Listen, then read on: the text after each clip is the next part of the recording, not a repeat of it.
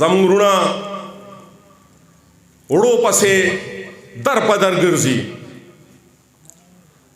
او دا شیزونه اوس زموږ غاړې ته راچوي چې دلته کې ډېر یو مختصر حکومت په دې صوبه کې د صوبې حکومت دا اثر نه لري دا ټول فنډ منډ د وفاق نه راځي زمونږه ماشاءالله 4-5 کاله چلته حکومت زموږ د پاټیو نو د هغې تاسو وګورئ دا چې کوم کالجونه دي دا کوم هسپتالونه دي دا یو جامع پروګرام و او دې دپاره نه پوره صوبې دپاره ړومبې ړومبې چې دغه راله نو زه په هغه وخت کې سرکاري نوکرۍ کې وم نو د افسرانو به وي دا خو علما دي دی به په دا نظام څنګه چلی خو دې ته دا پته نه وه چې دا دنیا او آخرت ټولو دپاره یو جامع شی په قرآن مجید کې هر شی موجود دی د دې علما زیاتر تعلیم د قرآنو او داسې وچلوله چې په آخره کې د افسرانو وي چې یاره دا خو زموږ نم مونږ خو چا په انګلینډ کې سبق ویلی دی چا په امریکا کې سبق ویلی دی دا خو مونږ نم تیز وختل نن مونږ مجبوره یو در په در د ملک چلولو دپاره ځای په ځای د ملګرو نه ملکونو نه مدد غواړو رحیم زما ګران قدر علما صاحبان او زما غیرتمندو د شوقدر رونو په جمع السلام علیکم ملګرو زه وړومبې دا چې کوم ملګري د دې دوستان دې ټولو ته مبارکي ورکوم چې دی یو ډېر ښکلی خشته انتخاب وکړو او داسې پارټۍ ته رالل چې انشاءالله دا به دې دپاره په دې دنیا او انشاءالله په آخرت کې د دې علماو ملګرتیا کې به هم د دې دپاره وسیله نجاتی ملګرو دا مشران دي به خبرې کوي دا چونکې شمولیتي پروګرام دی نو دا خو خالی خوش آمدید او مبارکتیا پورې پکار چې محدود کو خو بهرحال یو څو خبرې به وکړو ځکه چې دا وخت داسې وخت دی چې یو پارټي چې دلته کې 9 کاله حکومت وکړ او دغه حکومت په دغه کې طریقاتي کارونه خو پرېږدی چې دا به په کروڑونو به نوکرۍ وي په کروڑونو به په لکونو باندې به کورونه وي کورونه خو په پاکستان کې په یو ځای کې هم نشته خو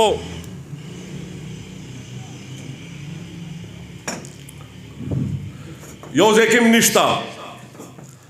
کورونه او نوکرۍ خو پرېږدی دلته کې خلکه زموږ وروڼه وړو پسې در په در ګرځي او دا شیزونه اوس زموږ غاړې ته راچوي ملګرو دا داسې دی چې د سړي جایداد دي هغه خرڅ کړي او د هغه اولاد راپاسي نابسو کړي او د خدای دې کړي چې په ډېر تعلیم یافته وي ډېر یو ښه سړي وي ډېر کارکوني خو په یو تاله میدان باندې راغی نو دا حکومت دا نن چې دی او دا څه مشکلات دي دا د هغې هغه چې کوم تخم کرلو دا د هغې دغه دی انجام دی ملګرو نن موږ مجبوره یو در په در د ملک چلولو دپاره ځای په ځای د ملګرو نه ملکونو نه مدد غواړو ملګرو دا پاکستان چې آزاد شو جرمني چې هغه اوس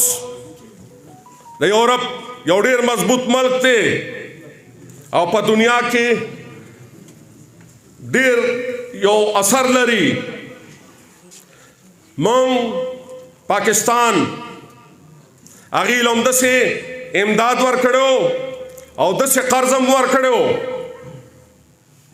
لکه چې څنګه نن مونږ د IMF نه او د امریکې نه نور یورپي ممالکونو نه قرض غواړو دا هغه پاکستان و ډالر زمونږ 2 روپۍ یو ډالر و او په هغه وخت کې چې دا ملک آزاد شو یو تباحال ملک و د غلامۍ نه آزاد شو اسم نو او نن ملګرو دا ډالر په دې کوو چې په دې لږو ورځو کې یو هفته او 10 ورځو کې دا ډالر په مونږه 4,000 ارب روپۍ قرض زیات کړ ملګرو د دې بنیادی وجه څه وه دلته کې مختلف حکومتونه رالل مختلف سوچ والا نظریه والا خلق راله هغې کې چاوې سوشلزم ښه دی چاوې کیپیټلزم ښه دی چا د انګریزانو پسې تله څوک روس پسې تله ملګرو همدغه نظامونه زموږ د ملک د تباهۍ وجه شوه خو انشاءالله چرم امید چرم نه دی پرېښودل پکار او زموږ کوشش پکار دی ځکه چې دلته کې ډېر یو مختصر حکومت په دې صوبه کې د صوبې حکومت دا اثر نه لري دا ټول فنډ منډ د وفاق نه راځي زمونږه ماشاءالله 4-5 کاله چلته حکومت زموږ د پاټیو نو د هغې تاسو وګورئ دا چې کوم کالجونه دي دا کوم هسپتالونه دي دا یو جامع پروګرام و او دې دپاره نه پوره صوبې دپاره و ړومبې چې دغه راله نو زه په هغه وخت کې سرکاري نوکرۍ کې وم نو د افسرانو به وي دا خو علما دي دی به په دا نظام څنګه چلی خو دې ته دا پته نه وه چې دا دنیا او آخرت ټولو دپاره یو جامع شی په قرآن مجید هر شی موجود دی د دې علما زیاتر تعلیم د قرآن او داسې وچلوله چې په آخره کې د افسرانو وي چې یاره دا خو زموږ نم